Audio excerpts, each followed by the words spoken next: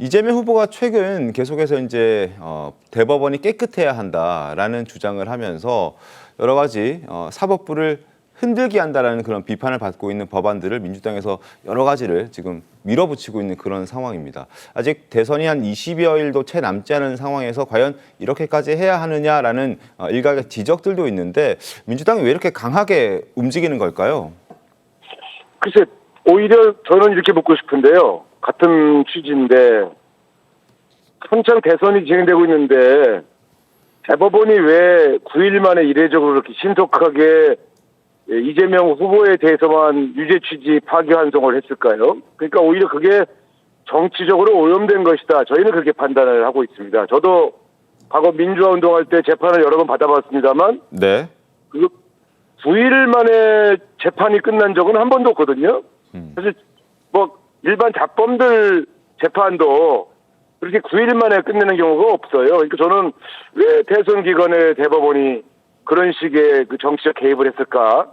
이 문제에 대해서는 어떤 형태로도 민주당이 문제 제기를 해야 된다. 저는 이제 그런 전체적인 공감대가 민주당 안에 있다. 이렇게 이 분위기를 말씀드리고요. 네. 다만 특검법이라든가 뭐 청문회라든가 여러 가지 방법에 있어서는 당연히 이견이 있는 건 사실입니다. 네. 그런데 어쨌든 사법개혁이 대한민국의 중요한 과제라고 하는 문제 제기는 대선이 진행 중이지만 계속 해놔야 된다고 하는 그러한 취지에서 이런 여러 가지의 일련의 법안 작업들을 하고 있는 것이다. 이렇게 제가 해명을 드리겠습니다. 알겠습니다. 자, 그리고 최근에 민주당이 제기한 또 다른 의혹이 있는데 바로 지기현 부장판사와 관련된 그 룸살롱 접대 의혹입니다.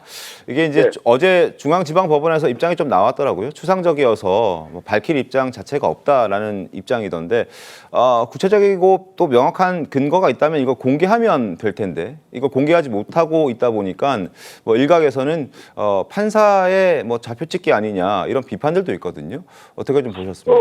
제가 어제 당 쪽에 한번 전화를 해서 관련된 분하고 통화를 해봤는데, 네네.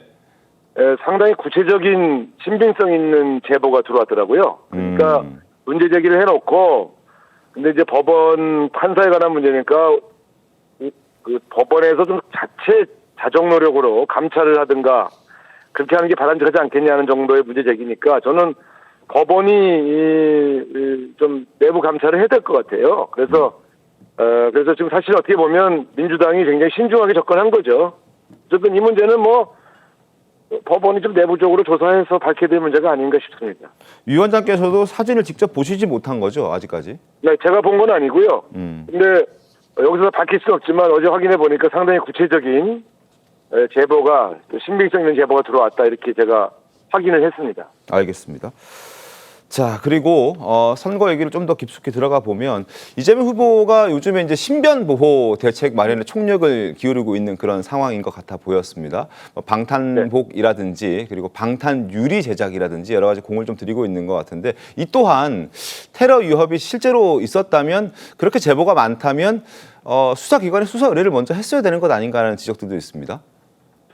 저희한테 제보가 온 거는 그냥 일반 민간인 제보도 있지만, 네. 사실은 상당히 신빙성 있는 국가기관에서의 이 권유로 방탄조끼 입은 거거든요. 그러니까 저희가 볼 때는 굉장히 그런 위협이 있다 그러면 만일의 경우를 대비해야 되니까요. 근데 사실은 다 아시겠지만 대한민국에서도 정치 테러의 경우가 있었지 않습니까? 예전에 유세중에 박근혜 후보가 피습된 거라든가, 또 송영길 전 대표가 피습당한 것, 또 사실 이재명 후보도 피습을 당한 적이 있어요. 그런 측면에서 본다면 신빙성 여부 문제가 아니라 대한민국에서도 이런 돌발적인 피습이 늘 있었다라고 하는 점에서 만반의 대비를 해야 된다, 이렇게 생각합니다. 알겠습니다.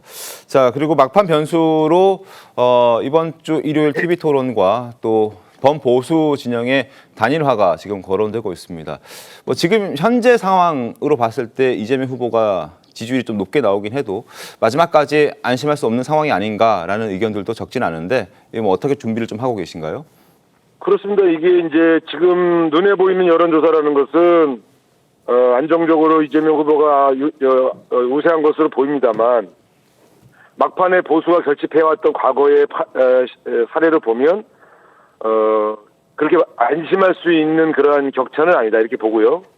또 지금 보수가 여러 가지 후보 교체 파동이라든가 여러 가지 그 내부 내용을 겪으면서 사실은 입장을 밝히지 않는 샤이 보수도 분명히 있어요. 그런 네네. 측면에서 본다면 막판에 가면은 상당히 또 근접전을 펼칠 가능성이 있다 이렇게 보고 있고요. 그런 측면에서 굉장히 긴장의 끈을 놓치지 않아야 된다 이렇게 봅니다. 알겠습니다. 자, 공동선대위원장 맡고 계신 우상호 전 의원과 통화를 해봤고요. 아침에 바쁘신 와중에 연결에 응해 주셔서 대단히 고맙습니다. 네, 감사합니다. 네, 감사합니다. 자, 지금 여러 가지 얘기들을 우상호 전 의원 공동선대위원장과 이야기를 해봤습니다. 대법원이 이례적으로 지금 행동을 했기 때문에 이걸 안 나설 수가 없었다라는 취지로 일단 사법부 흔들기 비판에 대해서는 입장을 밝히셨거든요. 김광삼 변호사님 어떻게 좀 보셨습니까? 민주당 공동선대위원장 입장에서는 뭐 저렇게 얘기할 수밖에 없겠죠. 네. 그런데 전체적으로 말하는 취지를 보면 네. 본인도 아마 탄핵이랄지 특검은 너무하다는 생각을 하고 있는 것 같아요. 그러니까 이전에 어떤 대법원 판결의 어떤 신속성에 대해서는 비판을 하고 있지만 사실은 아마 민주당 내부에서도 저희 조 대법원장에 대한 탄핵, 특검 이거에 대해서 반대하는 사람이 꽤 많이 있을 거예요. 그런데 그 워낙 이재명 후보의 강력한 의지 네. 그리고 이재명 후보에 추종하는 일부 어떤 국회의원들 이제 이런 사람들이 밀고 나왔기 때문에 이걸 만약에 반대했다가는 잘못하면 이제 본인도 지난 총선에서 비명 행사한 것처럼 사실 민주당 내에서 자기의 입지가 굉장히 어려워지니까 말을 조심하고 있다 이렇게 봐요. 아까 이세혁 그 선대위원장 같은 경우에도 굉장히 말을 조심하잖아요. 하지만 저는 법조인입니다. 네. 법조인은 양심이 있기 때문에 사실이란 특검이나 탄핵을 해서는 안 된다는 확신한 소신을 가지고 있을 거예요. 설사 대법원에서 자신들에게 좀 불리한 판결을 했다 하더라도 이렇게 가서는 안 된다는 생각을 상당히 많이 하고 있을 것이다. 더군다나 강금실 선대위원장 같은 경우에도 법무장관 했지 않습니까? 그렇죠. 또 변호사 출신이고 그런 사람들이 이제 자중해야 한다는 그런 의견을 하는 것 자체는 너무 이렇게 과도하게 가면 안 된다는 시그널을 보내는 거예요. 그렇지만 워낙 이게 이재명 후보의 어떤 일극 체제다 보니까 네. 이견이랄지 자중이랄지 이런 소리는 이제는 이제 더 이상 먹혀들지 않는 거예요. 일단 뭐 대선을 이미 장악했다 생각하면서 네. 이제 앞으로 가는 전진밖에 없다. 이제 그런 생각을 하다 보니까 사실은 쓴소리는 들리지 않고 있는 거죠.